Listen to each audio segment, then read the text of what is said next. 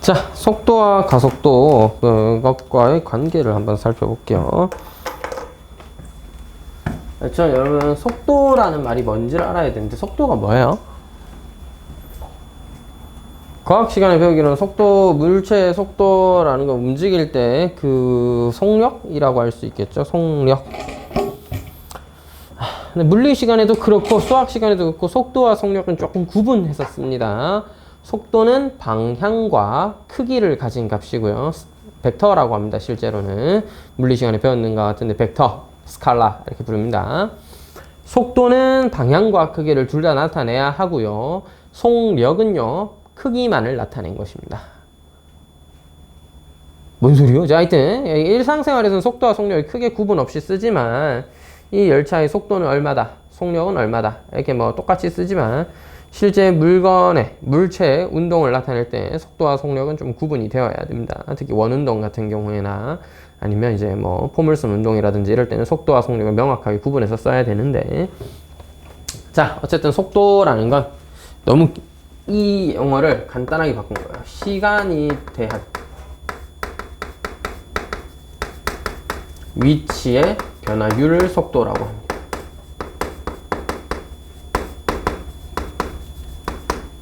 여러분, 어떤 물체가 운동을 하면요, 시간의 흐름에 따라 내가 위치를 확인할 수 있죠. 사실 속도를 확인하는 방법은 딱 보자마자 속도를 알 수 있는 방법은 없어요. 측정한 다음에 일정한 시간을 측정하고 그때 이동한 거리를 측정해서 우리가 속도를 재는 거거든요. 야구 선수가 공을 던집니다. 투수가 마운드에 서서 공을 포수의 글러브에다 꽂아요. 자, 그러면 그때 속도가 나오죠.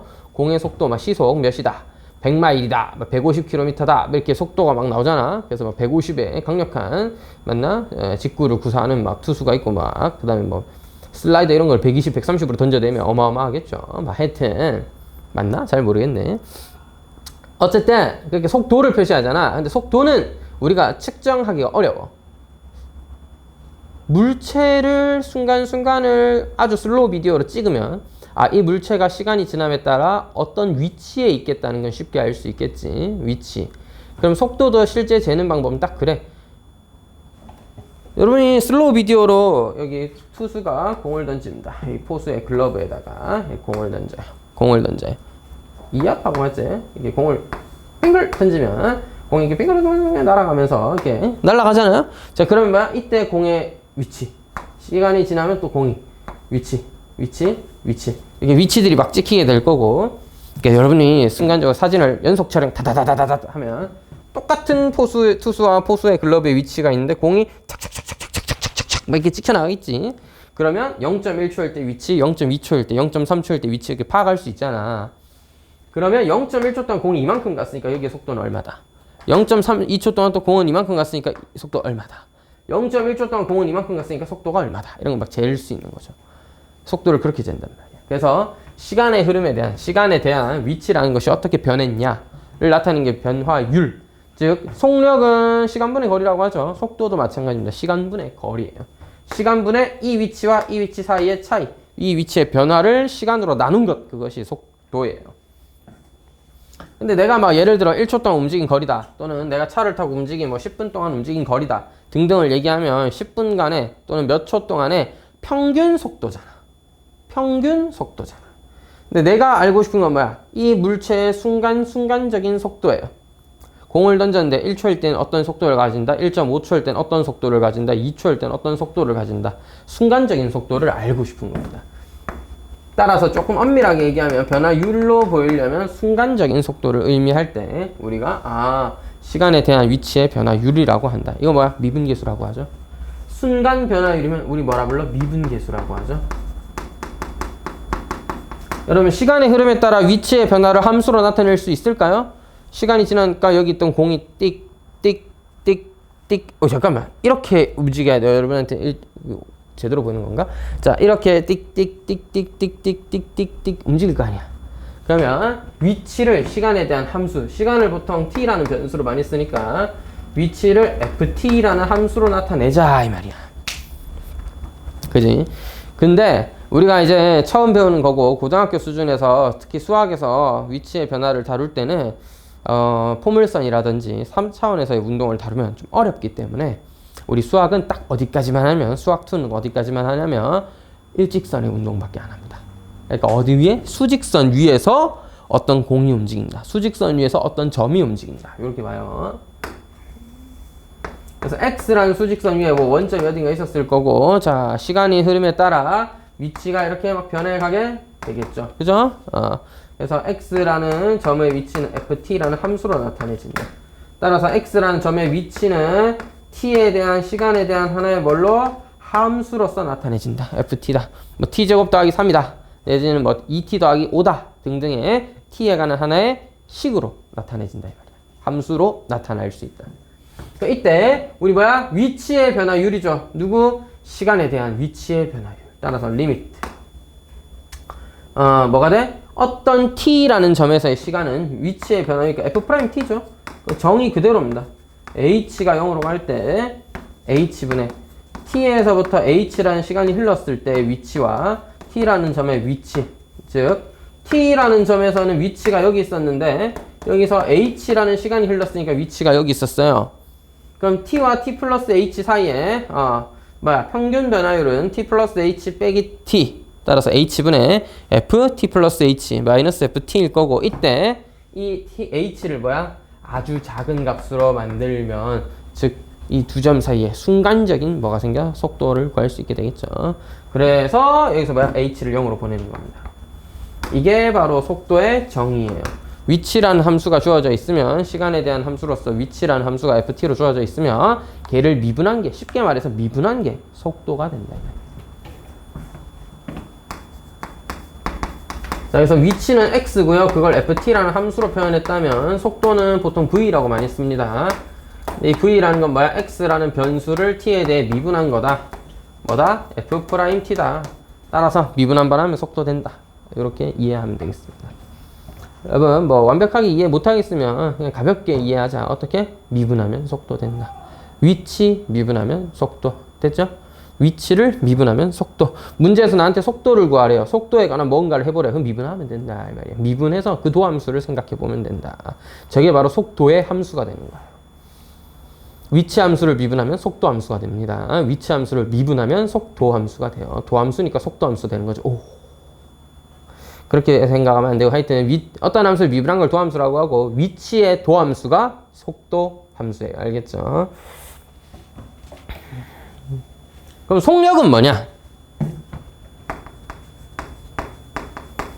근데 어차피 우리는 수직선에서밖에 안 움직일 거기 때문에 수직선에서의 운동은 두 개밖에 없습니다. 앞으로 간다! 뒤로 간다. 다예요.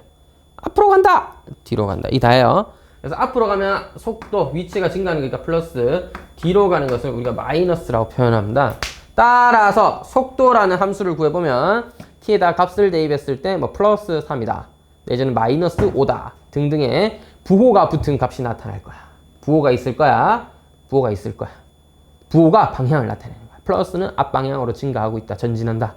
마이너스는 뒷방향으로 후진한다. 또는 뭐 뒤로 가고 있다.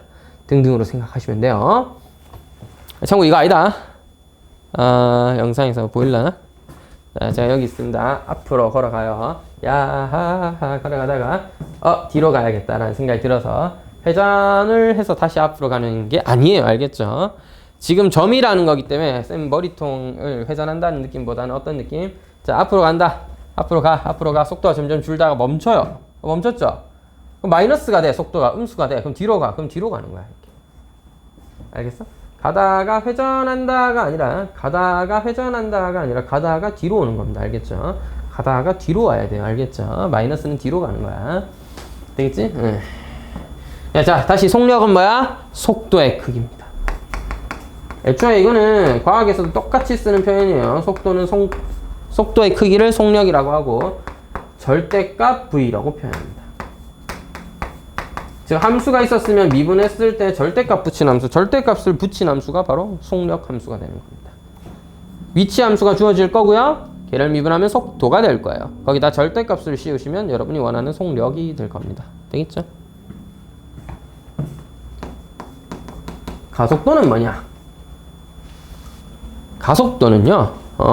뭐냐면 시간에 대한 속도의 변화율이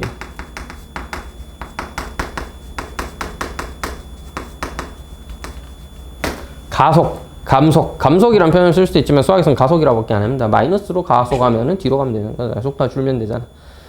점점 빨리 가던 게 느리게 갈 수도 있는 거고, 느리게 오던 게 점점 빨라졌을 수도 있죠. 맞죠? 속도가 증가했을 수도 있고 속도도 감소할 수도 있잖아. 속도가 빨라질 수도 있고 속도가 느려질 수도 있잖아. 이건 가속도에 영향을 받네.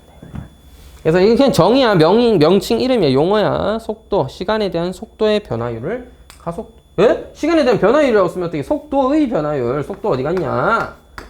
여러분들이 눈을 굴리는 게 왜 그랬나 했더니 속도가 안 써져 있었군요. 자, 똑같아. 속도 미분하면 뭐 되겠어? 같은 방법으로 속도 미분하면 가속도 되겠죠. 따라서 가속도는 보통 A로 많이 쓰고요. 속도 V를 T에 대해서 미분한 것입니다. 원래 함수 입장에서 한 번 더 미분해야 되니까 요거를 두 번 미분했다는 뜻으로 더블 프라임이라고 부릅니다. 알겠죠?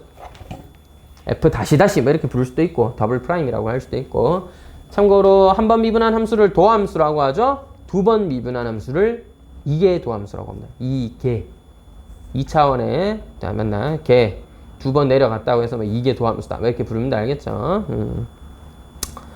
뭐 됐고, 그럼 세 번 미분은 3계 도함수 맞아요. 네 번 미분은 4계 도함수. 뭐 그런 겁니다. 자, 어쨌든 두 번 미분은 여러분한테 뭐 굉장히 디테일한 걸 물어보거나 정의가 뭐냐 이런 걸 물어보고 이러지는 않고, 딱 그냥 문제에서 속도를 구해라, 가속도를 구해라, 별거 없어. 그냥 속도라는 함수는 t에 대한 함수로 하나 나오겠죠. 또 미분하면 돼. 끝. 됐지? 속도가 뭐야? 속력이 위치가 나올 거야. 위치 함수가 나와. 3차든 2차든 나와. 미분하면 뭐가 돼? 속도 함수가 돼. 한 번 더 미분하면 가속도 함수가 되는 거예요. 됐죠? 가속도는 속도를 미분한 거다. 속도를 미분한 거다. 이게 도함수라고 해서 원래 함수 두 번 한 번에 미분하고 이런 건 아니야. 한 번 미분해서 도함수 구하고 또 미분해서 구하면 됩니다. 그 다음 또 있겠죠. 가속력. 네, 교과서는 좀 웃기게 속도 속력은 줄기차게 쓰거든요. 근데 가속력이라는 표현보다는 가속도의 크기라는 표현을 그냥 다 쓰더라고요. 이거는 그냥 뭐 왜 그런지는 모르겠지만 그냥 그렇게 많이 쓰더라고. 똑같습니다. 속력, 력자 붙었잖아. 다 크기예요. 크기니까 절대값 붙이면 되겠습니다. 하나 생각을 해보면 어떤 위치 함수가 시간이 지남에 따라 t제곱 더하기 3t로 주어져 있었어. 뭐 예를 들어 이럴 수 있잖아. t제곱 더하기 3t라는 값으로 주어져 있었어. 그냥 이렇게 주어져 있었어. 미분하면 뭐지? 속도 되지. 속도 2t 더하기 3이 됩니다. 그러면 속력은요, 절대값 붙여서 2t 더하기 3의 절대값인데, 여러분 기억해야 될 게 하나 있습니다. t는 반드시 양수입니다. 시간은 음수가 없다. 그러니까 음수인 시간을 쓰면 뒤로 가는 거라고 생각하면 돼. 뭐 그럴 수는 있긴 하지만 기본적으로 시간이라는 것 자체는 뒤로 흐를 수는 없기 때문에 양수의 값만을 가지게 됩니다. 3초면 3초지 마이너스 3초 같은 건 없다 이거야. 3초 전을 생각해볼 수 있냐? 생각해볼 수는 있지만 과거의 이야기일 뿐. 자, 3초 전이라는 표현을 쓸 수는 있지. 마이너스 3초라는 걸 3초 전의 상황이라고 이해할 수는 있겠지. 뭐 하려면 그럴 수는 있는데, 자, 일단 기본적으로 시간이라는 건 양수의 값만을 쓴다. 알겠지? 자, t는 양수예요. 그렇게 되면 선생님 이 함수는 야랑 그냥 똑같은 거네요. 절대값이랑. 예, 절대값부터도 여기서는 그냥 똑같을 뿐입니다. 근데 a는요, v 한 번 더 미분해. 이거 t에 대해 또 미분하면 뭐야? 2 되지. 뭐야? 가속도가 일정하다 이 말이야. 가속도가 일정하다는 건 힘이 일정하게 주어지고 있다 이런 거예요. 뭐 어쨌든 그런 내용까지는 과학적인 얘기니까 물리 시간에 필요하시면 하고, 혹시나 나중에 물리 선행하시게 되면 물리 때 열심히 한번 해보시기 바랍니다. 재밌으니까. 물리 하나? 물리 공부하고 있나? 과학학원에서 물리 해봤어? 과학학원 다니면서 물리 안 배웠어 아직? 그냥 공통과학이라는 고등학교 1학년 과학밖에 안 배웠나? 고등학교 1학년 과학 막 선행하다 보면 물리 내용 좀 나오잖아. 운동이라든지 벡터, 스칼라. 요새는 그거 배우더만 특수상대성 이론. 그 정도는 배우지 않나? 물리원에서? 안 배웠어? 선행 아직 안 했어? 그렇지. 국영수 먼저 하시도록. 자, 하여튼 중3쯤 되면은 과학도 혹시 본인이 이제 이과를 갈 게 분명하고 조금 선행을 미리 한번 해서 내신을 좀 나중에 칠 때 잘 치겠다라기보다는 잘 치려면 근데 선행을 좀 할 필요는 있죠. 한 놈들이 안 한 애들보다는 잘할 테니까 2번, 3번 하는 게 좋겠죠. 그래서 뭐 여유가 되시면 고등학교 1학년 과학 정도 선행하면서 공부해 보시고 여유가 좀 되시면 물리, 화학 이런 것도 뭐 선행할 필요가 있으시면 해두시면 되겠습니다. 일반적으로는 요새는 생물, 지구과학 많이 치는 것 같긴 해요. 근데 그건 수능 얘기고 학교는 네가 선택한 내신 과목에 따라 물화생지 다 하는 학교도 있고 물화생지, 화생지 하는 학교도 있고 물리를 요새 잘 안 하는 학교도 많더라. 여고 같은 경우에는 이 인원이 좀 적어서 물리 선택하는 인원이 적어서 막 그럴 수도 있다고 하더라고요.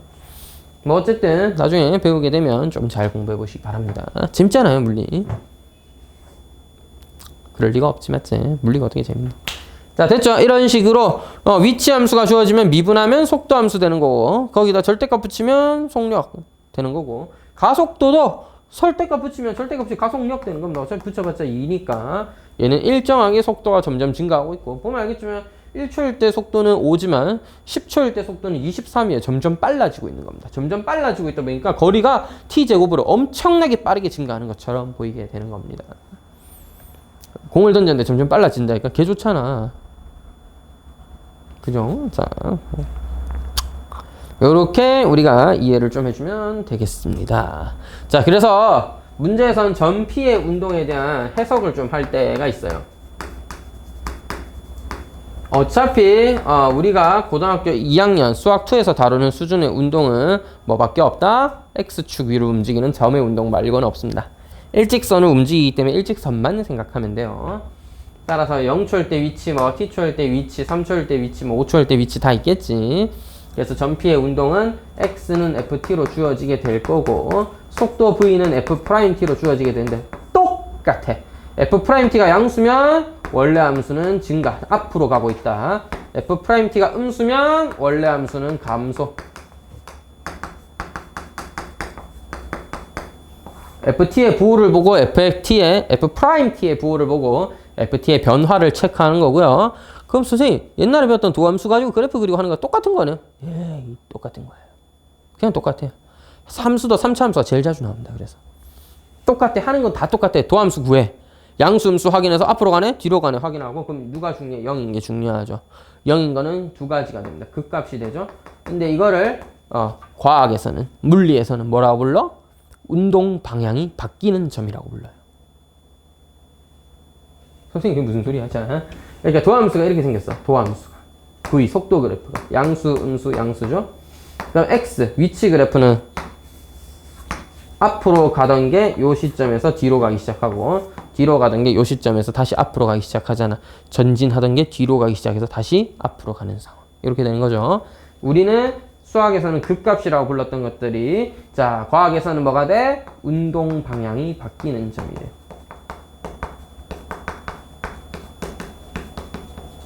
선생님 근데 점이 일직선, 수직선 위로 움직이는데 왜 그래프가 이따구로 돼 있어요? 그건요 이런 거예요. 자, 원점이 이렇게 있었어요. 앞으로 가다가 뒤로 가다가 다시 앞으로 가 이렇게 표현할 수 있잖아. 자, 실제 점은 앞으로 가다가 뒤로 가다가 앞으로 가다가 앞으로 가다가 뒤로 가다가 쭉 앞으로 가다가 이렇게 여러 가지 표현이 있을 수 있잖아. 근데 그렇게 그려버리면 우리가 이해하기가 좀 어렵잖아. 그래서 얘를 시간이 흘렀다고 가정하고 점을 이렇게 찍은 거야. 처음엔 0에 있었다. 그 다음 위치에는 여기 있었다. 그 다음 위치는 여기 있었다. 그 다음 위치는 여기 있었다. 뒤로 가기 시작했다. 뒤로 가기 시작했다. 뒤로 가기 시작했다. 여기까지 왔다. 다시 앞으로 갔다. 이게 점을 찍는데 시간의 간격을 일정하게 찍으면 점이 다다다다다다다 이렇게 찍히겠지? 이걸 이렇게 연결하면 하나의 함수가 된 건데 이거 회전하면 이겁니다. 우리가 시간의 변화가 t였으면 좋으니까 t만큼 변했을 때 그때 위치를 이렇게 찍은 거예요. 그 원점 기준으로 앞으로 갔다 뒤로 갔다 앞으로 갔다인데 앞으로 갔다 뒤로 갔다 앞으로 갔다 앞으로 갔다 뒤로 갔다 다시 앞으로 간다 를 그냥 수직선에서 찍찍찍 그어버리면 이거 알아보기가 좀 힘들잖아. 시간의 변화에 따라 시간의 흐름에 따라 이걸 도르르르 이렇게 찍어서 나타내는 거야. 되겠어? 그러니까 시간의 흐름에 따라 관찰하면 땡땡땡땡땡땡땡 띠디디디디디디디디디디디디디디디 이렇게 하고 있을 거 아니야. 그걸 내가 어떻게 알아봐. 그러니까 시간의 흐름에 따라 점을 옆으로 옮겨가면서 찍으면 우리가 알아볼 수 있게 그래프가 이렇게 나오는 거겠죠. 그죠? 그렇기 때문에 점을 이렇게 움직이고 그래프처럼 생각하는 겁니다. 자, 결국 다시 한번 도함수의 부호가 원래 함수의 운동 방향을 결정해줘요. 도함수가 양수였으면 앞으로 가는 거고요. 이걸 전진이라 표현할 수도 있겠죠. 점이 양의 방향으로 간다. 또 후진 뒤로 간다. 음의 방향으로 간다. 극값이 되면 운동 방향이 바뀐다. 근데 늘 바뀌냐 하면 그건 아니지. 늘 바뀌진 않지. 속도 그래프가 이렇게 생겼을 수도 있잖아. 마플플. 따라서 뒤로 가던 친구가 앞으로 가는데 순간적으로 속도는 0일 수 있지만 다시 앞으로 가요. 계속 증가하니까. 그러니까 원래 위치 함수 입장에서 보니까 뒤로 간 게 맞아. 뒤로 갔어. 근데 앞으로 갔다니까? 근데 속도 0이잖아. 그래도 앞으로 갈 수 있어. 내가 앞으로 가다가 하고 뒤로 갈 수도 있지만 앞으로 가다가 속도가 0이 된 다음에 하고 다시 앞으로 갈 수도 있잖아요. 그럼 앞으로 가는 거잖아. 그럼 이제 운동 방향이 바뀐 건 아니죠. 따라서 운동 방향이 바뀌거나 정지하거나. 근데 이것도 좀 애매한 표현인 게 순간적으로 정지하는 거지. 순간적으로 속도가 0이라서 정지하는 것처럼 보이는 거지. 실제로는 계속 앞으로 가는 중인 겁니다. 찰나의 순간 속도가 0이었고 계속 앞으로 가는 거예요. 됐죠? 즉 우리는 속도 가속도로서 해석을 해야 될 때도 있겠지만 여러분 아니야. 그건 물리 시간에나 하는 거야. 우리 수학하는 거잖아. 수학하는 거잖아. 속도가 도함수다. 위치가 원래함수다. 해가지고 도함수를 보고 원래함수 체크하는 거랑 똑같은 거야.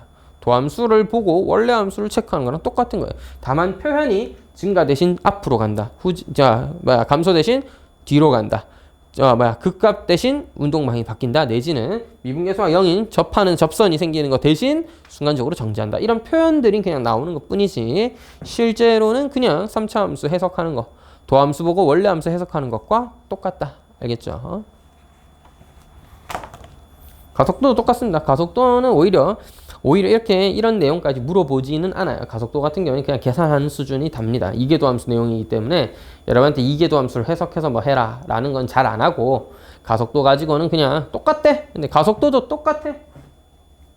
뭐 굳이 따지면 A는 F 더블 프라임 T잖아. 그래서 F 더블 프라임 T가 어떠냐에 따라서 F 프라임 T가 바뀌죠. 왜? 너의 도함수가 얘니까 얘가 플러스면 나 앞으로 가는 거야. 즉 속도가 증가한다 표현하고 얘가 음수면 속도는 감소한다라고 표현해요. 얘가 0이면 속도의 부호가 변하는 점이겠죠.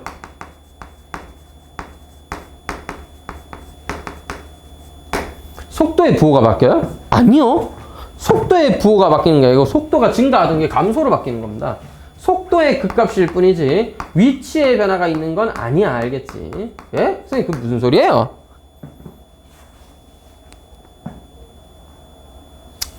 그게 무슨 소리냐면 이런 거야.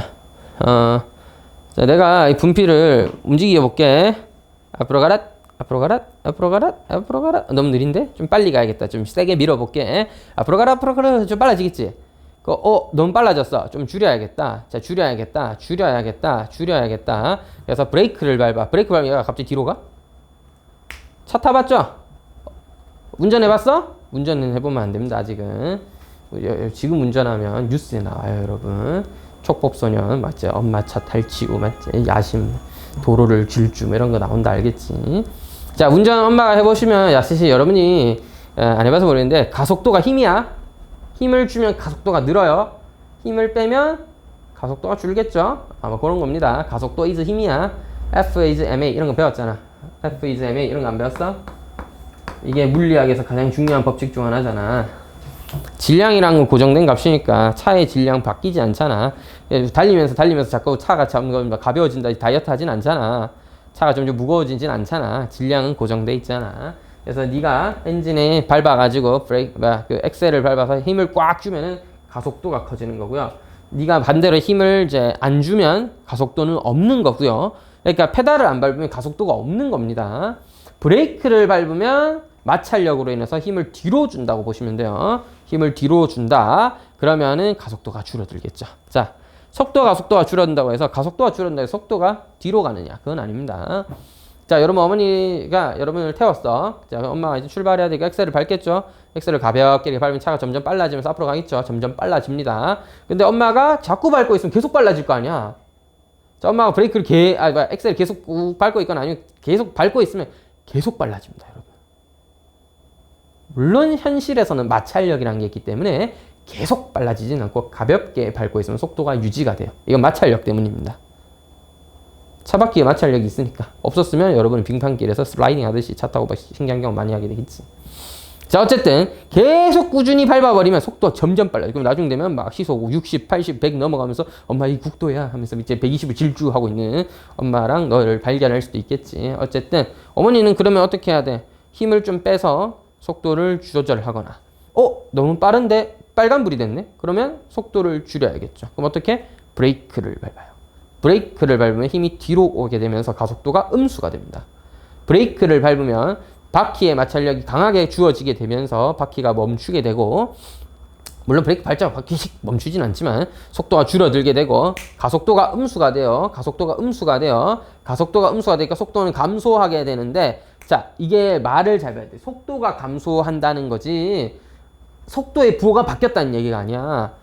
여러분은 앞으로 가고 있었죠. 차 타고 앞으로 가고 있었죠. 속도의 방향 양수입니다. 앞으로 가고 있었어요. 엄마가 시속 한 60, 70 이렇게 밟다가 곧 빨간불 되겠는데 속도를 좀 줄여야겠다 이런 판단을 내려서 브레이크를 밟으면 힘이 반대로 주어지게 되고 가속도는 음수입니다. 속도는 아직 양수인데 가속도는 음수예요. 근데 속도가 어떻게 돼? 줄어들겠죠. 속도가 줄어들겠죠. 오케이? 속도가 줄어든다고.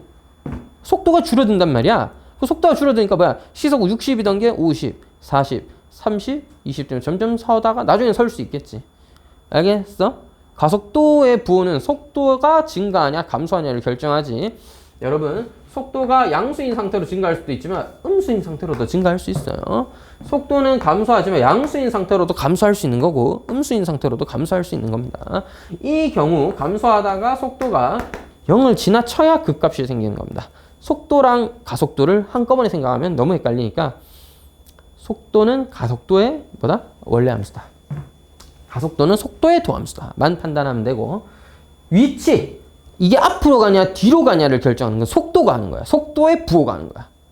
가속도가 음수라고 해서 속도가 뒤로 가거나 이런 거 아니에요. 가속도가 음수는 속도가 줄어들고 있는 중이지 그렇다고 양수일 수도 있고 음수일 수도 있는 거야. 그러니까 이거 너무 헷갈리고 애매하잖아. 그래서 고등학교 2학년 수학2에서는 심하게 다루지 않습니다. 알겠죠? 간단하게 그래프 보면서 속도 증가하는 거 맞니? 정도는 해석할 수 있겠지만 여러분한테 막 가속도가 부호가 어떤데 뭐 이렇게까지 따지진 않아요. 알겠죠? 지금 뭐만 잘하면 돼? 원래 함수와 도함수인 속도를 보고 속도의 부호를 보고 원래 함수가 증가인지 감소한지를 잘 체크하는 게 중요하고요. 가속도는 뭐 알아두면 좋겠죠. 가속도는 이런 식으로 속도의 증가 감소를 결정한다. 알겠지? 자, 일단 그 뒤에 내용 하기 전에 일단 속도에 대한 문제들 몇 개 풀면서 감을 좀 잡아보도록 하겠습니다. 예제 1번입니다. 권투 선수가 수평으로 주먹을 팍 뻗을 때 그 T초의 주먹의 위치는 가슴으로부터 휘호우 이렇게 맞아 주먹을 앞으로 뻗었다가 다시 뭐 들고 가겠죠? T의 위치에 따라 위치가 바뀐다. T의 값에 따라 위치가 바뀐다. 따라서 위치 X라고 할게요. 50배다. T제곱 마이너스 3T제곱이라는 3T 세제곱이네. 이런 값이 된다. T제곱 마이너스 3T 세제곱이란 그런 값이 된대. 왜 그런지 몰라. 나 그렇게 몰라. 그냥 그렇게 된대. 이게 위치야. 자, 위치야. 그럼 속도는요? 미분해. 50 그냥 두고 뒤에 거 미분할게요. 2T 마이너스 9T 제곱이에요. T로 묶어내면 2 마이너스 9T죠. 따라서 속도의 그래프는 어떻게 생겼습니까? 0을 땐 0이었고 9분의 2초일 때 0이었는데 최고차익에서 음수니까 이렇게 생긴 그래프가 되는 게 속도의 그래프겠죠. 이게 속도의 그래프입니다. 속도의 그래프. 0과 9분의 2 사이에서의 주먹의 최대 속력은 절대값 붙였는데 여러분 이 그래프는 원래 양수였기 때문에 절대값 붙여도 뭐 그대로겠죠. 이 최대 속력 언제 생겨? 대칭축 9분의 1에서 생기죠. 이 함수의 최대 값은요 t가 9분의 1일 때 생기는 겁니다. 50 곱하기 9분의 1 곱하기 9분의 1 넣으면 1이죠. 따라서 주먹의 최대 속력은 9분의 50입니다. 샥 하고 눈 깜짝할 사이 막 지나가겠죠. 샥 빡 재밌겠다. 자, 그래서 주먹이 가슴으로부터 몇 미터 떨어져 있냐. 자, 여러분 주먹을 끝까지 뻗었을 때가 아니야. 끝까지 뻗으면 사실상 주먹이 멈추잖아. 순간적으로는. 그럼 속도가 0이에요. 언제? 중간에 이렇게 뻗으면서 중간에 속도가 굉장히 빠른 순간이 있겠지. 순간적으로 맞지? 빨랐다가 나중에 멈춰야 될까? 네 팔이 같이 이렇게 앞으로 날아가는 거 아니잖아. 주먹을 던졌다고 그 몸이랑 같이 이렇게 날아가는 거 아니잖아. 우리가 맞지? 무슨 아니면 여러분이 마징가도 아니고 로켓 펀치 하면서 이제 주먹 날리는데 막 여기서 분리돼가지고 손만 날라가고 이러진 않잖아. 여러분 멈춰야 되겠죠. 회수해야 되니까. 그렇지 않나? 복싱은 잽잽하고 스트레이트 때릴 때 끝까지 뻗고 회수하지 않나? 항상? 저도 안 해봐서 모릅니다. 자, 하여튼 이렇게 멈추겠죠. 이게 끝에가 아니야. 중간에 이렇게 싹 할 때 이 순간적으로 속도가 제일 빠른 순간이 있겠지. 그 순간이 9분의 1초였던 거고 9분의 1초에서는 제일 빨랐던 거고 그 순간의 위치가 어디쯤 되냐 이거. 제일 빨랐을 때 틱 사진 딱 찍었을 때 익 하고 있을 때 이때 위치는 어디냐 이거. 여러분 뭘 고민하고 있어. 그냥 9분의 1초일 때 제일 빠르다며. 이거 뭐야. X도 9분의 1초일 때 위치고 하는 거야. 자, 여러분 제가 지금 편하게 쓰려고 X라고 그냥 써놨는데 XT라는 뜻입니다. VT라는 뜻이에요. T에 대한 함수입니다. 둘 다. 알겠죠? 따라서 뭐야? 9분의 1초일 때 위치를 구해라. 그냥 엑셀에 9분의 1 대입하면 됩니다. 우와, 9의 세제곱은 729인데요? 729분의 3이에요. 약분하면 243입니다. 통분하면 243분의 3 빼기 1이니까 2고요. 50 곱해주면 100입니다. 요게 제일 빨랐을 때의 주먹의 위치가 되는 거예요.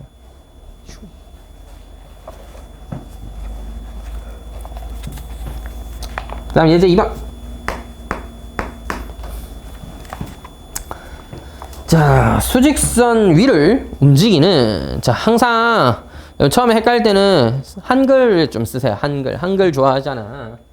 좋아한다기보다 한글 하면 쉽잖아. 자, 위치 x는 t세제곱 마이너스 3t제곱 마이너스 9t 이렇게 위치 딱 써놓고 그럼 속도 뭔데? 미분한 거지. v는 3t제곱 마이너스 6t 마이너스 9 동점 P가 운동 방향을 바꾸는 순간 여러분 운동 방향을 바꾸는 순간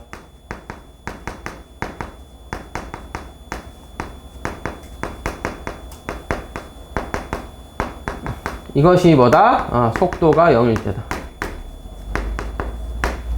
여러분 극값을 가지는 순간 미분계수가 0이다. 즉 도함수의 함수값이 0이다. 맞죠? 도함수의 함수값이 0, 극값이 미분계수가 0이라고 해서 극값이 되냐? 그건 아니라고 했지. 부호가 계속 그대로일 수도 있고 부호의 변화가 없으면 안 되잖아. 근데 확실한 건 뭐야? 극값이라면 미분계수는 0이어야 되잖아. 얘는 똑같은 말이에요. 운동 방향이 바뀌었다면 속도가 0인 건 맞아야 돼요. 자, 아까 봤지만 속도가 0이라고 해도 순간적으로 정지할 수도 있고 속도가 0이라고 해도 순간적으로 정지할 수도 있고 운동 방향이 바뀔 수는 있지만 확실한 건 운동 방향이 바뀌었으면 이 새끼 속도 0이어야 됩니다. 선생님 근데 제가 안 바꾸고 한번 돌아볼게요. 잘 보세요. 이렇게 두두두 뛰다가 이렇게 회전해서 뛰면은 속도를 줄이지 않고 돌아왔는데 야씨 아까도 얘기했지만 자 우리는 앞으로 가거나 뒤로 가는 거 같아서 회전이 아니야. 알겠지? 앞으로 가다가 뒤로 가려면 순간적으로 멈춰야지. 이해되니? 앞으로 가다가 뒤로 가려면 이제 순간적으로 멈춰야지. 됐어? 뒤로 가려면 순간적으로 멈출 수밖에 없다. 주먹을 앞으로 가다가 회수하려면 임마 멈췄다가 다시 들고 와야지. 이해돼요? 이거 어떻게 이렇게 돌아와 이게? 그게 아니라 이거는 이제 3차원의 운동이잖아. 그게 아니라 수직선에서 일직선에서만 운동하기 때문에 주먹이란 건 앞으로 갔다가 돌아오면 멈췄다가 돌아와야 돼요. 됐죠? 그래서 운동 방향을 바꾸는 건 기본적으로 속도가 0이라는 걸 의미합니다. 그럼 속도 언제 0 되는지 구해봐야겠죠? 3으로 묶어내고 인수분해하면 t 플러스 t 마이너스 선생님 t는 마이너스 1초랑 3초에서 마이너스 1초 같은 건 없다. 마이너스 1초 같은 건 없다. 굳이 정말 해석을 하자면 속도라는 게 저런 식으로 주어져 있었으면 1초 전에는 속도가 0이었을 수도 있다. 그렇게 해석을 할 수는 있는데 의미는 없고 기본적으로 시간이라는 건 뒤로 가는 게 아니다. 앞으로만 갈 뿐이에요. 시간은 돌아갈 수가 없다. 과거로 가는 건 불가능하다고 하잖아. 과거로 가려면 이래야 된다고 하잖아. 이미 빛이 쏘아져 있고 퍼져나가고 있는데 그 모든 빛을 다 주워와가지고 뭐 한다 맞지? 쳐박아서 들여다보면 과거라고 하긴 하던데 뭔 말인지 잘 모르겠고 미래로는 갈 수도 있다고 하죠. 시간을 뛰어넘어야 되니까 빛보다 빠른 속도로 이제 빛을 앞질러 가면은 빛보다 빨리 갔으니까 우리가 빛보다 먼저 와 있잖아. 이렇게 미래에 도착해 있는 거지. 그래서 빛보다 빨리 어떻게 움직여? 모르지 나도. 뭐 과학자들이 연구해 보겠지 뭐. 참고로 불가능하죠. 빛보다 빨리 움직이는 건 기본적으로는요.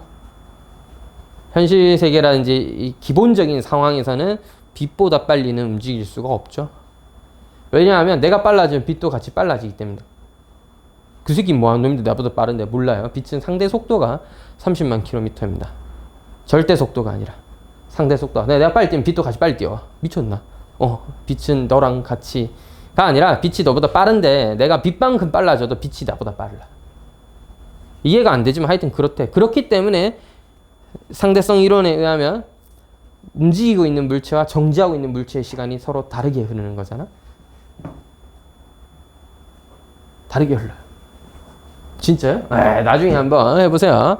이거 과학 시간에 배우지 않나? 관측자가 저기 있는 측정하는 실제 저 대상이랑 대상이 예를 들어 같이 나랑 움직이고 있거나 아니면 같이 정지해 있을 때는 제가 움직인 물체가 이제 똑같이 나에게 느껴지게 될 텐데 대상이 움직이고 있으면요. 예를 들어 열차 안에 사람을 관측한다고 하면 열차 안에 물건은 열차와 똑같은 속도로 움직이고 있는데 열차에 있는 사람은 또 열차와 똑같은 속도 내 입장에서 움직이고 있는데 걔가 공을 또 던지면은 또 속도가 바뀌잖아.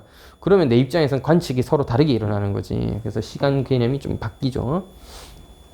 흐르는 시간이 서로 다르다 이거지. 물론 찰나에 불과하고 결국에는 똑같기 때문에 일상생활을 하거나 평범한 상황에서는 이제 이걸 느끼거나 할 수는 없지. 이제 극한의 상황으로 가거나 과학적 실험적에 의해서 굉장히 큰 변수가 주어지면 이게 충분히 1초, 2초 이상의 차이가 나도록 할 수도 있겠죠. 그러니까 미래로 가고 싶으면 여러분이 이제 빛보다 빨리 뛰면 돼. 그러니까 네가 우리 눈에 보이지 않게 될 거야. 아이 재밌다. 나중에 과학 공부하시면 재밌지 않을까요? 빛보다 빨라지면 사람은 어떻게 된가? 네가 분해되지 않을까? 너의 몸을 이루고 있는 원자라는 것들이 이제 빛보다 빨리 움직여야 되니까 뭔가 우리가 보기에는 왜 그 영화 같은 거 플래시 같은 거 움직이면 잔상만 슉 보이고 막 이러잖아. 플래시라든지 또 누구 있지? 그 엑스맨에 보면 왜 빨리 움직이는 애들 막 있잖아. 뭐 그런 거 있잖아. 그러니까 일반인이 보거나 이제 다른 사람이 보기에는 플래시라든지 엄청 빠른 애들 슉슉슉 움직이면은 우리는 빛만 쫙쫙쫙 보이는 것처럼. 그거 있겠다. 그 왜 불꽃놀이 할 때 끝에 불꽃 다다다다 하는 거 이렇게 휙휙휙 돌리면 잔상같이 남잖아. 딱 그 느낌. 네가 엄청 빨리 움직이고 우리는 잔상처럼 보이겠지. 슉슉슉슉. 네가 입자처럼 흩어져서 보이는 거. 오.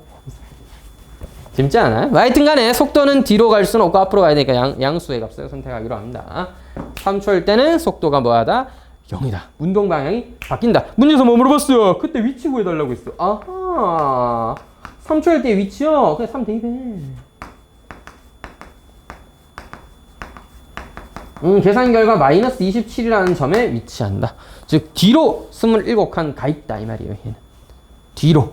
시작 위치에서 뒤로 가 있다. 뒤로. 어이구야 야.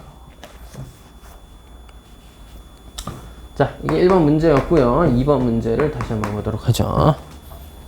기차가 제동을 걸어요. 움직인 거리를 S라고 하면은 30t-1.5t 제곱 이라는 이런 관계가 있다. 이것도 과학 배우고 나면 30이 처음 속도고요. 마이너스 3이 마찰 계수라서 마이너스 2분의 1 t제곱에 의해서 하여튼 간에 계산해보면 마이너스 2분의 1 t제곱이거든요. 그래서 마이너스 1.5 t제곱이 무슨 뜻이야? 마찰력이라는 거야. 저게 마찰력. 하여튼 간에 기차가 제동을 하는데 우리는 그런 거 다 몰라도 됩니다. 우리 과학 시간 아니야. 수학적으로만 딱 보면 그냥 이게 위치야. 속도는 뭐야? 미분해. 그냥 무지성 미분해도 됩니다. 그냥 미분해. 이게 속도야. 속도는 시간 지나면 저렇게 되는 거야. 그지? 자, 그래서 제동을 건 후, 제동을 걸었던 건 브레이크를 밟았다는 얘기죠. 기차에 브레이크를 밟았다. 그럼 기차가 점점 느려지다가 멈추겠지. 그럼 정지. 움직이면 쏜다. 자, 정지 10초일 때 정지한다 이 말이에요. 그거 어떻게 알았는데요? 속도 0 될 때가 정지죠. 이 값이 0 될 때가 정지하는 거야. t는 10일 때 정지하는 거야. 자, 그럼 정지할 때까지 이동거리는요. 문제에서 그랬잖아. t초 동안 이동거리를 s라고 하기로 했잖아. 그럼 s10 구해달라는 얘기야. st가 너니까 여기다 뭐 넣으면 돼? 10 넣으면 그게 이동거리야. 됐지? 문제에서 항상 제시한 걸 잘 이해해야 돼. s라는 건 뭐다? t초일 때 움직인 거리예요. t초 동안 움직인 거리를 s라고 했어. 따라서 정지하려면 10초가 필요한데 10초 동안 움직인 거리를 s10이라고 하면 되는 거죠. 됐죠? t자리에 뭐 넣자? 10 넣자. 계산해주면 150m가 됩니다. 따라서 기차가 속도로 일정 이상 달리고 있는데 앞에 무언가를 발견하거나 아니면 제동의 필요성을 느껴서 멈출 때까지는 10초 정도 걸리고 10초 동안 150m를 움직이게 됩니다. 따라서 여러분은 기차 앞에 서 있으면 죽는다. 10초 만에 150m 못 뛰잖아. 우사인도 안 되잖아. 우사인 볼트가 100m 뛰는데 9점 몇 초 걸리니까 10초 안에 100m 못 뛰잖아. 아, 걔는 10초 안에 100m를 뛰긴 뛰고 150m 못 뛰잖아. 우사인 볼트 씨도 이제 기차 앞에 잠깐 놔두고 자, 준비 땅 하면 죽는다 이 말이에요. 알겠죠? 기차한테 따라서 갈려버리겠지. 기차보다 한 50m인데 달려오는 기차를 발견. 우사인 볼트. 뭐야, 기차가 왜 나한테 와? 기차도 뭐야, 저 새끼 왜 저기 서 있어? 끼익 하면서 브레이크 밟고 우사인 볼트도 야 살려줘 하면서 미친 듯이 뛰면은 이제 겨우 살 수 있겠죠. 우리는 우사인 볼트처럼 안 될 테니까 동욱신이 갈려 나가고 있겠죠. 버르륵 하거나 병 쳐먹고 튕겨 나가거나. 그러니까 여러분 기차 앞에 있으면 돼? 안 돼? 안 돼. 영화처럼 맞지? 기차에 묶여 있으면 거의 백방 죽어요. 알겠죠? 영화에 보면 왜 잔인하게 고문할 때 그 기차에다 애들 막 묶어놓고 막 그러잖아. 아닌가? 애들을 묶으면 안 되지. 상대방을 묶어야지. 애들 묶으면 그 아동학대지. 자, 무튼 그렇게 해석을 좀 잘해 주셔야 된다. 자, 3번. 3번은 문제 자체는 최대값, 최소값 할 때 그 중학교 3학년 문제들 풀 때도 많이 나오는, 2차 함수 풀 때도 많이 나오는 그런 형태의 식이죠. 2차 함수로 이루어져 있습니다. x초 후에, t초 후에 높이를 x라고 한다면 39.2t 마이너스 4.9t 제곱이다. 위치가 이거니까 높이는 미분하면 뭐야? 위치가 이제 높이야. 높이 이제 위치야. 높이도 위치잖아. 지면으로부터 위치. 이게 뭐야? 하나의 수직선이라고 생각하시면 일직선 위에서 0초일 때 위치, 1초일 때 위치 표현할 수 있으니까 위치가 곧 높이야. 그래서 미분하면 속도야. 속도 뭐야? 39.2에서 마이너스 9.8t예요. 굳이 한 번 더 미분하면 마이너스 9.8이 됩니다. 한 번 더 미분하면 마이너스 9.8. 얘가 뭐야? 중력가 속도다. 물체 자유낙하하면 중력가 속도에 의해서 떨어지게 되잖아. 여러분이 물건을 위로 던지잖아요. 자, 순간적으로 힘을 주겠죠, 내가. 그러니까 얘가 이 물건의 위치가 변하게 되겠지. 이 분필의 위치가 내가 순간적으로 이렇게 던졌으니까 뭐가 돼? 올라갔다 내려오겠죠. 아, 내 손. 자, 그래서 올라가면서 뭐 때문에 내가 던졌기 때문에, 힘을 받았기 때문에. 근데 내가 이렇게 던진 거 아니잖아. 같이 이렇게 슈퍼맨처럼 따라 올라간 거 아니잖아, 맞지? 처음에 한 번 힘을 줬고 그 다음 힘은 없죠. 내가 준 힘은 말이야. 누가 준 힘이 있어? 누가 준 힘이 있어? 분필한테 지구가 땡기는 힘이 있잖아. 우리 지구씨가 얘 땡기잖아. 중력이라고 하죠. 그죠? 힘이 가해지면 뭐가 생겨? 가속도가 생겨. 그래서 뭐야? 9.8이라는 가속도가 항상 있는 겁니다. 중력 가속도가 일반적으로 9.8이잖아요. 그죠? 자, 그런 거 몰라도 된다. 자, 그래서 가속도 있고, 속도 있고, 위치 있고. 자, 떼놓고, 이제 문제를 해석해보자. 물체가 다시 지면에 떨어지는, 야, 지면에 떨어진다는 건 뭐야? 1번. x가 0이 될 때가 지면이죠.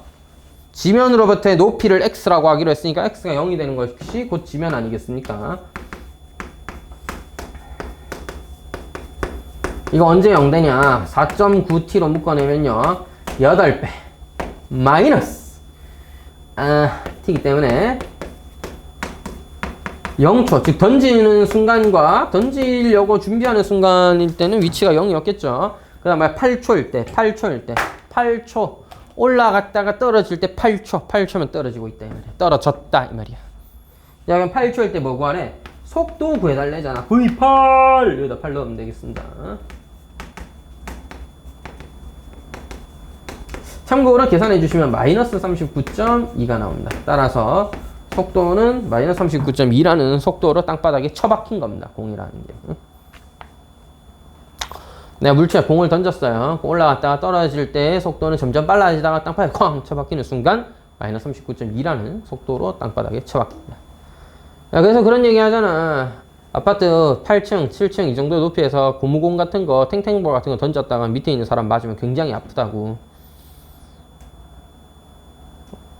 물체의 크기가 커지거나 질량이 커지거나 하게 되면 당연히 힘이 세질 테니까 까딱 잘못 맞았다가는 이제 사망 또는 큰 부상으로 이어지겠죠. 그래서 아파트 고층에 에서는 절대 위험한 물건들을 밑으로 던져서는 안 되겠습니다. 가벼운 물건이어도 아파요. 맞으면. 그러니까 위에서 화분 같은 거 떨어지면 이제 사망인 거죠. 화분 떨어진 거 어깨로 맞았다 어깨 함몰되거나 어깨뼈 부서지고 있겠죠. 머리통 맞았다 두개골 함몰되면 사망이죠. 그러니까 항상 화분 같은 거는 바깥에 놔둘 때는 조심하게 난간에 잘 설치해서 놔두든지 아니 떨어지지 않은 장치들을 해야 되겠고, 여러분 또 장난친다고 뭔가 지나간 사람들한테 풍선은 던지면 떨어지지 않겠지. 날아다니다 떨어지겠지. 물풍선 던져서 옛날에 그런 사건들이 많았죠. 쌤어릴 때부터 많았습니다. 뉴스에도 몇 번 나왔어요. 초등학생들이 장난으로 물풍선 밑에 있는 사람한테 던진 거야. 5, 6층에서. 5, 6층에서 맞아도 잘못 맞으면 눈 이런 거 맞거나 아니면 이마 이런 거 맞으면 당연히 엄청난 충격이 오겠죠. 그러니까 뭐 물건 함부로 던지면 안 된다. 자, 물체가 최고 높이에 도달할 때, 여러분 이 이차함수죠. 이차함수 0초에서 땅바닥, 8초에서 땅바닥이니까 이렇게 생겼는데, 아하 4초에서 최대값이구나. 이차함수 풀듯이 풀어도 되고, 여러분 물체가 최대 높이가 되었다는 것, 위로 증가하던 공이 또는 물체가 밑으로 감소하게 되었다는 얘기입니다. 증가해서 감소로 바뀐 점 뭐야? 극값이잖아. 운동 방향이 바뀌는 점이잖아. 그럼 뭐야? 속도 이 새끼 이거 너 언제 0이야? 이렇게 너 언제 0이야? 라고 물어보면 39.2에서 9.8t를 뺀 게 0이려면 t가 4일 때요. 4초일 때 물건이 올라갔다가 떨어지는 순간, 자, 떨어지려고 시작하는 순간이 4초구나. 따라서 4초가 제일 높이 올라간 것이겠구나. 따라서 x4를 구하면요, 4를 구해주시면서다가 제일 위에 있는 식에다 4 넣어서 풀면 되거든요. 요거는 78.4가 됩니다. 자, 집중! 몇 문제 안 남았다.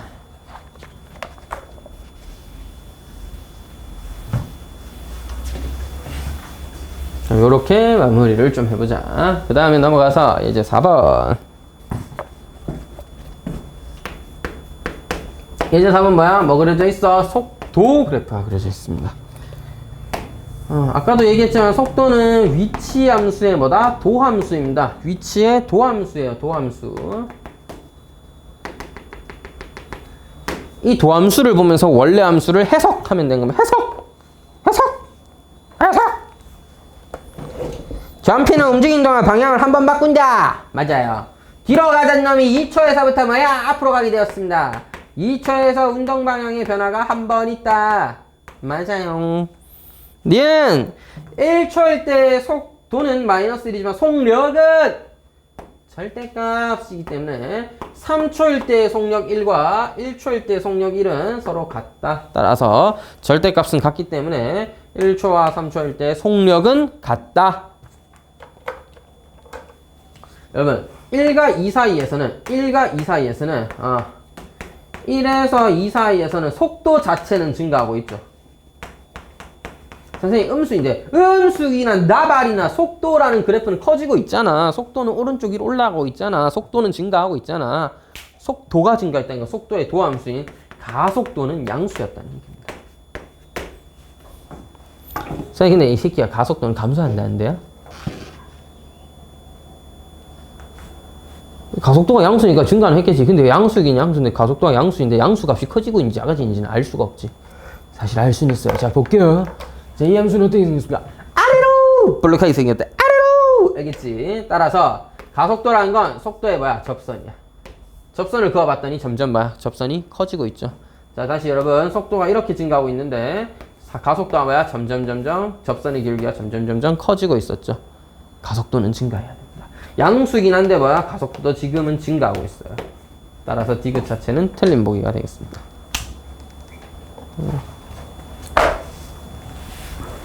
여러분 예제 5번은 뭐예요? x는 ft를 그린 것이다. 선생님 조심해야 돼요. 이거는 뭐야? x는 ft예요. 위치 그래프입니다. 뭐 달라요? 다르지. 얘는 위치 그래프라니까. 속도는 도함수를 표현한 거죠. 얘는 그냥 위치예요. 진짜 말 그대로 위치예요. 1초일 때는 엄청 앞에 있다가 2초일 때는 다시 돌아왔어. 왜? 뭐 놔두고 간 게 있나 보지. 하여튼 뭐 돌아왔어. 3초일 땐 뒤로 살짝 갔다가 4초일 땐 다시 원점 지나서 앞으로 가고 있는 중인 겁니다. 자, 그래서 위치는, 자, 1번, 속도는 양수이다. 아니죠. 1초일 때 속도는 0이죠. 1초일 때 속도는 0입니다. 1초일 때 속도는 0이에요. 0. 틀렸고요. 2번. 2에서의 속도는 접선의 기울기로서 음수입니다. 음수. 틀렸죠? 3에서의 속도가 최소이다. 아니요. 3에서는 속도가 역시 0일 뿐입니다. 0이에요. 최소는 아니에요. 최소는 여기 있는 어딘가의 음수 중에 제일 큰 음수가 있을 거야. 제일 작은 음수. 절대값이 제일 큰 음수가 있을 거야. 걔가 최소겠고요. 4번. T는 4에서 수직선 양의 방향으로. T는 4에서 그쪽 앞으로 가고 있으니까 양의 방향. 속도가 양수니까 양의 방향으로 증가하고 있다. 맞아요. 5번. 5초일 때의 좌표는, 5초일 때는 분명히 여기 어딘 양수값이죠? 5초일 때 위치는 양수여야 됩니다. 따라서 음수라고 제시하고 있는 5번은 잘못된 보기가 되는 거예요. 자, 여기까지 시간의 변화에 따른 속도, 위치에 좀 변화를 찾아봤는데 이거를 조금 개념을 확장시켜 보도록 하겠습니다.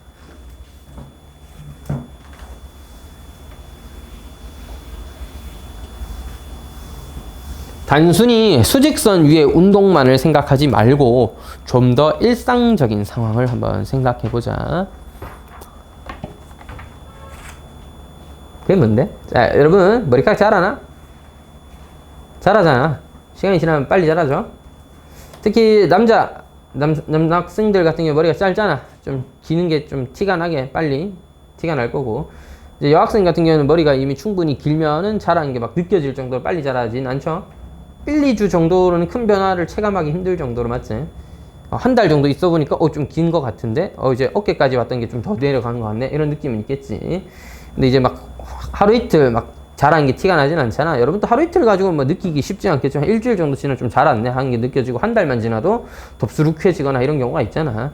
그러니까 여러분 아직까지 머리가 길지만 옛날 쌤이 학교 다닐 때 머리가 짧을 때는요, 일주일 지나면 막 1cm씩 기는 게 느껴졌어요. 왜냐고? 머리가 1.5cm로 아주 짧게 그냥 깎아머리처럼 이렇게 깎아놨다 보니까 한 1, 2주 지나면 머리가 이만큼 길어서 밤송이처럼 이렇게 올라와. 머리가 짧으니까 이렇게 내려가지는 않고요, 이렇게 익 올라와. 알겠지? 머리가 이렇게 퍼지듯이 이렇게 커집니다, 점점. 직모 심한 애들은 머리 이만큼 커진 애들도 있었어. 이상하잖아. 여러분 머리가 기니까 내려와 있잖아. 근데 머리가 짧으면 다 이렇게 위를 이렇게 자라거든. 그러다 점점 길어지면 애들이 힘이 없으니까 내려오는 건데, 뭐 하여튼 머리의 변화도 시간에 대해서 나타낼 수 있겠죠. 머리카락 길이의 시간에 대한 변화도 있을 거고, 여러분이 뭐 어떤 뛰어간다면 뛰었을 때 시간에 대한 너의 운동 거리의 변화도 있을 거고, 이건 너무 기본적이잖아요. 내랑 똑같잖아. 자, 뭐가 바뀔 수 있냐면 이런 거. 풍선을 불어봐. 여기 풍선이 후 하고 불지. 그 뭐야? 풍선이 커지지. 풍선은 기본적으로 원의 구 모양의 맞나? 도형이라고 볼 수 있잖아. 완벽한 구는 아니긴 하지만 풍선을 불면 이제 구처럼 이게 벅 불어나잖아. 그지? 처음에 어때? 풍선 불면?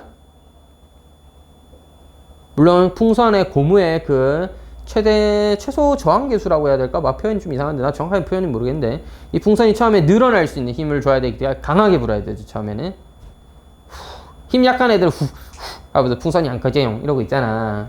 여자애들이나 이제 어린애들 같은 풍선 못 불잖아. 잘 한번 시계 후 불어야지 애가 부악 하고 커지거든. 하여튼 간에 후 불었어. 여러분이 부는 건 일정하죠. 조금 세게 불고 적게 불고의 차이는 있어도 일정한 숨을 계속 쑥 쉬면은 풍선이 일정하게 커져야 되잖아. 그럼 풍선 부피는 일정하게 늘어나. 그래서 처음에는 풍선이 아주 작았으니까 부피가 일정하게 늘어나면 풍선이 엄청 빨리 커지는 것처럼 느껴지잖아. 확 커지다가 나중에 좀 충분히 크고 나면 불어도 별로 안 커지는 것처럼 느껴질 때가 있잖아. 이게 뭐야? 풍선의 부피는 일정하게 증가하고 있어요. 네가 숨을 일정하게 불면. 근데 부피가 이미 커질 대로 커져버렸기 때문에 반지름이라거나 표면적은 좀 늘어나는 속도가 느려지는 거야. 이해되니? 또 어떤 것도 있겠어. 풍선도 그렇게 했고, 그 다음에 뭐야? 우리 학원 종이컵이 약간 이렇게 생겼어요. 과장을 좀 섞어서 얘가 거의 원뿔 모양이었다고 쳐보자. 옛날 한 번씩 보면 종이컵 원뿔 모양인데도 있지 않나? 원뿔 모양 종이컵 이렇게 쓰는 데도 있는데, 옛날에 우리 학원 또 원뿔 썼거든요. 자, 하여튼 원뿔 모양 종이컵이야. 야, 정수기에서 물은 뭐야? 일정하게 나오죠. 정수기에 물은 일정하게 나와요. 물론 우리 학원 정수기는 지금 수압이 좀 약한 건지 화장실도 그렇고 한 번씩 정수기 물 해보면 부악 하고 있잖아. 느껴봤나 혹시? 한 번도 없어? 쫄쫄쫄 잘 나오더니 누르면 이렇게 하면서 이상한 소리 내면서 막 많이 나왔다가 적게 나왔다가 그래서 손에 다 묻고 이 카드인데 좀 개판인 것 같아요. 화장실에서도 이거 키면은 콸콸콸콸이 아니라 콸콸콸 나오다 이렇게 하다 혼자 지랄하던데. 뭐 하여튼 기본적으로 정수기의 물이 일정하게 나온다면 물의 양은 일정하게 늘었어야 돼. 근데 처음에는 반지름도 작고 높이도 짧았을 테니까 처음에는 모악 하고 막 차오르겠지. 근데 차오르고 차오르다 보면 이 부피의 증가량은 일정해야 되잖아. 1초당 나오는 물은 정해져 있으니까. 그래서 나중에는 뭐야? 높이가 높아지는 속도가 좀 늦어지는 거죠. 세면대에 물 받아 보면 처음에는 쫙 차오르는데 나중 되면 잘 안 차오르는 것처럼. 이해돼? 자, 이게 뭐야? 여러 가지 도형들이 또는 뭐 입체 도형들이 또는 어떤 평면 도형들이 주어져 있을 때 뭐가 길이라는 것이, 넓이라는 것이, 부피들이라는 것이 변하죠. 뭐가 변하면? 시간이 지나면. 얘들도 변하잖아. 네가 여기에 무슨 짓을 하면, 네가 이렇게 막 빨리 뛰면 너의 이동거리도 바뀔 거고, 네가 뭐 풍선을 불면 풍선이 커지는 것도 바뀔 거고, 그 다음에 물컵에다 물을 받으면 물의 양이 변할 거고, 그때 올라오는 높이, 반지름의 크기 다 바뀌겠죠. 그러니까 뭐 반지름의 길이였든 뭐 아니면 이 수면의 높이였든 아니면 이때 만들어지는 건널비였든 이때 만들어지는 부피였든 뭐가 계속 바뀌겠죠. 언제? t라는 값에 대해 표현할 수 있겠지 이걸. 그래서 보통 길이는 LT로, 넓이는 ST로, 부피는 VT로 많이 씁니다. 결국 뭐에 대한? t에 대한 하나의 함수가 된다 이 말이야. 그래서 문제에 무슨 표현이 나오면 시간에 대한 누구의? 따다다다의 변화율이라는 표현이 나와요. 여기 따다다다에 들어갈 수 있는 말이 부피거나 넓이거나 길이인 거예요. 따라서 시간에 대한 길이의 변화율, 시간에 대한 부피의 변화율, 시간에 대한 넓이의 변화율, 이런 표현들을 쓴다고요. 그 아까 내가 뭐랬어? 변화율 is 속도나 다름없다 그랬다.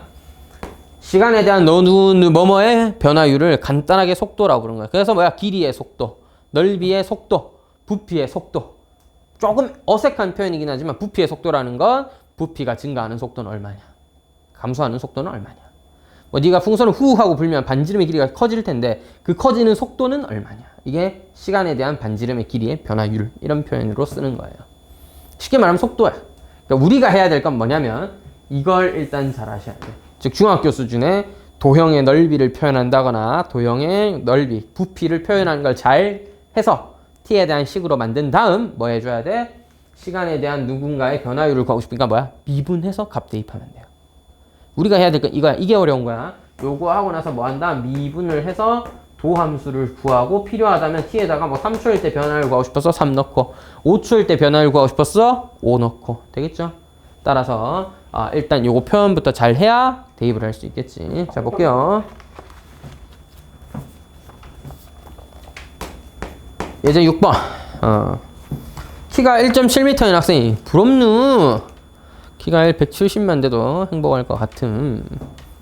템이 한 170대나 될 듯함 이제. 부러워요 여러분. 쭉쭉 성장한 듯함.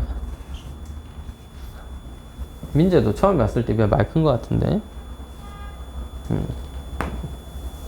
앞으로 무럭무럭 자라시도록. 길이가 5.1m인 가로등이 있었어요. 여기에 빛이 빡 하고 있습니다. 가로등 빡 하고 있어요. 그래서 사람이 뚱뚱뚱뚱뚱뚱 걸어가고 있습니다. 띡띡 띡 이렇게 돼서 1.7m의 인간이 이렇게 걸어가고 있어요. 걸어가고 있어요. 매분 80 따라서 t분 후에는 80t만큼 앞으로 갔겠죠. 가로등 기준으로 80m, 80t만큼 앞으로 이동했다. 학생의 그림자 끝? 야, 그림자 어디서 생겨? 빛이 꽉 퍼져 나오면 빛이 닿는 여기는 밝을 거고요. 빛이 이렇게 가서 여기 닿는 부분은 밝겠죠. 언제? 빛이 이렇게 사람 머리끝을 스쳐가지고 여기에 오면 여기까지는 밝은데 여기는 사람 때문에 빛이 닿지 못했으니까 뭐가 생겨? 그림자가 생겨. 섀도우가 생긴다 이 말이야. 섀도우. 이렇게 그림자가 생겨옵니다. 알겠죠? 그림자 끝이라는 건 사람 머리 끝이 여기 있을 거 아니야? 그림자도 누워있잖아. 이렇게 누워있잖아. 그래서 머리 끝, 그림자의 끝, 그림자 머리 끝에 이동거리는 속도는 어떠냐. 따라서 그림자 끝은 여기를 기준으로 보면 얼마나 변했을까를 체크해보면 되겠죠.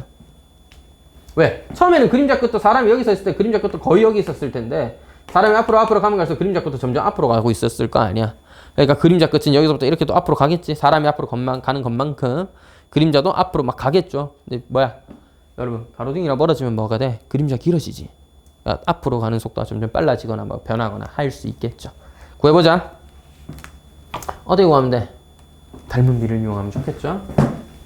1대 3입니다. 따라서 여기서부터 2까지가 1대 3이야. 따라서 이 그림자의 길이를 LT라고 한다면 LT 대 LT 더하기 80T가 전체 길이가 1대 3이에요. 따라서 LT의 3배는 LT 더하기 80T니까 정리해주면 LT라는 그림자 길이는 40T라는 변화를 갖게 되겠고, 우리가 알고 싶었던 그림자 끝, 즉 가로등 밑에서부터 그림자 끝까지의 이동거리는 120T라고 하는 게 맞죠. 요거는 그림자 끝의 위치를 XT라고 한다면 120T다 이렇게 표현할 수 있을 것 같습니다. 그림자 길이 자체는 LT라고 한다면 LT는 40T여야 되고, 그림자 끝은 사람의 이동거리에다가 그림자 길이 더해줘야 되니까 120T다. 따라서 그림자 끝이 움직이는 속도 뭐야 이거? 미분하면 되죠. 미분하면 120입니다. 따라서 120으로 일정하게 점점 앞으로 가고 있고, 그림자 길이는 40T, 일정하게 40만큼 늘어나고 있죠. 그래서 여러분이 가로등 기준으로 가까이 있을 때는 그림자가 작았다가 앞으로 가서 가로등이랑 멀어지면 그림자가 되게 길게 보이는 그런 효과가 있겠죠. 그래서 해질 때 그림자가 길다고 하고 이렇게 표현할 수 있잖아. 예제 7분. 잔잔한 호수에 나의 마음에 돌을 하나 던져 파문이 일면 파문이 생긴다. 가장 바깥쪽 파문에, 그러니까 뭐 파문이 계속 생겨요. 왜?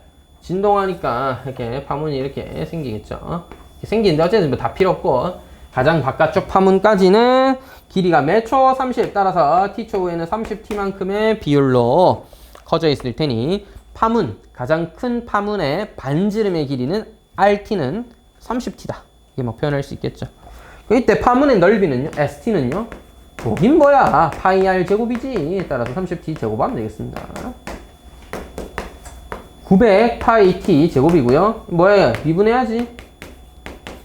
문제에서 뭐 물어봤는데? 3초 후에 바깥쪽 파문의 넓이의 변화율 물어봤으니까 3초 후에 변화율, 속도 미분해야지, 미분. 1800 파이 t가 되겠고요. t 자리에 뭘 넣어라? 3을 넣어라. 따라서 5400 파이고, 실제 단위를 써주자면 제곱 센티미터 퍼 세크가 됩니다. 여러분, 싹 다 속도기 때문에 길이일 수도 있고요, 넓이일 수도 있고, 부피일 수도 있지만 하여튼 길이든 넓이든 부피든 금마 나누기 초가 됩니다. 알겠죠? 싹 다 속도예요. 싹 다. 물론 지금은 과학 시간이 아니니까 혹시 단위가 너무 헷갈리거나 잘 모르겠다 하시면은 안 쓰면 되겠습니다.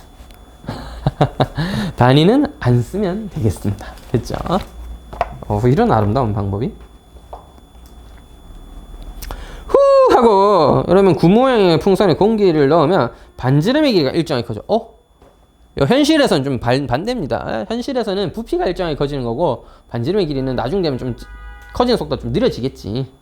근데 그렇게 하면 우리한테는 너무 어려우니까 지금 반지름을 일정하게 늘려줬어요. 알겠죠? 힘들겠는데 반지름 어떻게 일정하게 늘리지? 현실에서 이런 퍼포먼스를 보여주려고 하면 뭐야? 풍선 불 때 처음에 살살 불다가 나중에 우악 하고 엄청 세게 불어야지. 그렇게 되겠지. 자, 하여튼 RT라는 건 처음에 길이가 얼마였어? 2cm였어. 근데 2mm 0.2cm씩 커진다. t초 후에는 이렇게 표현해 볼게요.